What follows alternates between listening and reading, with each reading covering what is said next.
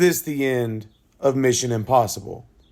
We are back with Mission Impossible, the Final Reckoning review. And it was a unique movie to say the least. Not necessarily what was on the film, but by how an audience can ultimately ruin a movie. And then we'll get into that, but that's a different story. But when you come and look at Mission Impossible, The Final Reckoning, you are getting another movie in the franchise that moviegoers have grown to love.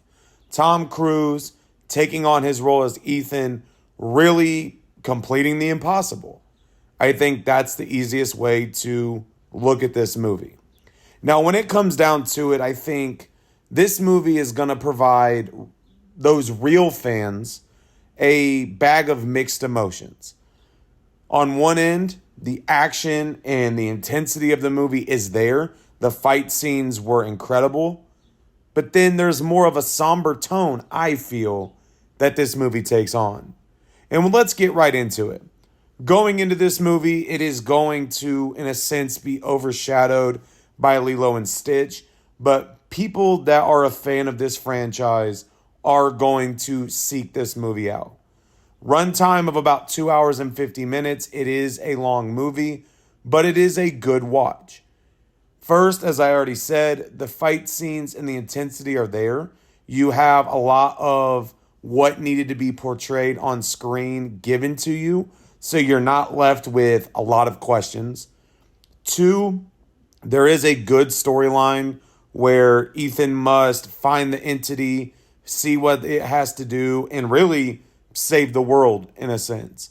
And I won't go further than that. That's already out there. And from there, we'll kind of just let that go where it is. But then the third thing I think this movie does very well is really the dialogue that breaks up the seriousness and really gives you the ability to see some of the comedic aspects of a movie like this.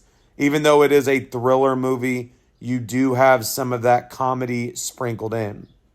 But then as we look at the cons, and this is something that I had read going into the movie, which I typically don't read a lot about, but it really kind of showed that they were correct, and it's that more somber feel. Now, it's not a con in a bad way, but it is something that kind of takes away in a sense. The dialogue between characters does not really live up, in my opinion, to what the other movies have. And for me, that kind of throws you off a little bit. I think another con of this movie, and really where the movie could have went, is just some of the different aspects of what is going on within the screen. And I know that's confusing, but what I really am looking at is I feel that some scenes had unnecessary aspects to them that we as a viewer necessarily did not need to have or see, and I think that could throw you for a loop. But going back to the positive, I should say, with the positive, one thing I want to add is I really enjoyed the fact that they were able to integrate past movie scenes within this film. And so as you're watching it, you're kind of getting to relive key moments or key things from the franchise that lead up to why a certain situation is taking place.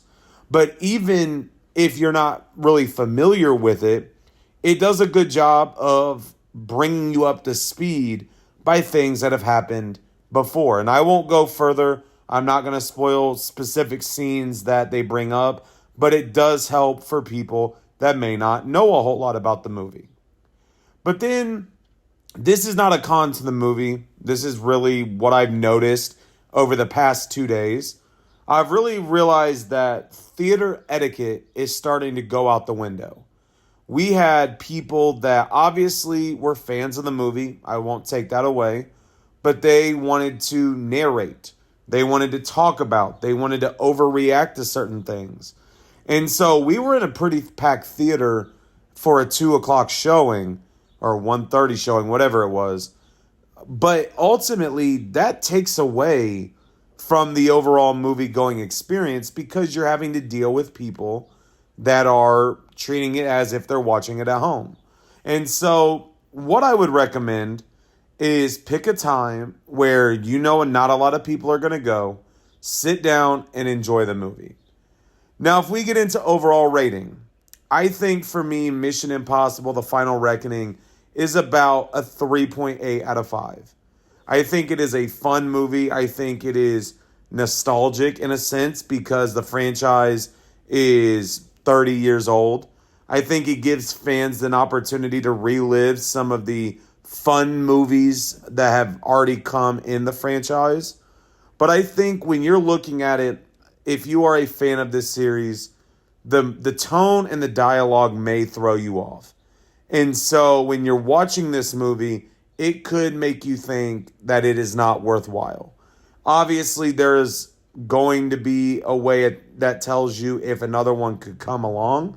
But I feel like this movie is going to be number 2 on the box office behind Lilo and Stitch. So for me, Mission Impossible The Final Reckoning is a 3.8 out of 5. It is a good movie. It is long, so be prepared. But go check it out. It is out now. It is packed, I noticed early on, and it will probably stay packed. So make sure to hit the subscribe button. Make sure to go check out the other reviews I have posted, and I will talk to you all later.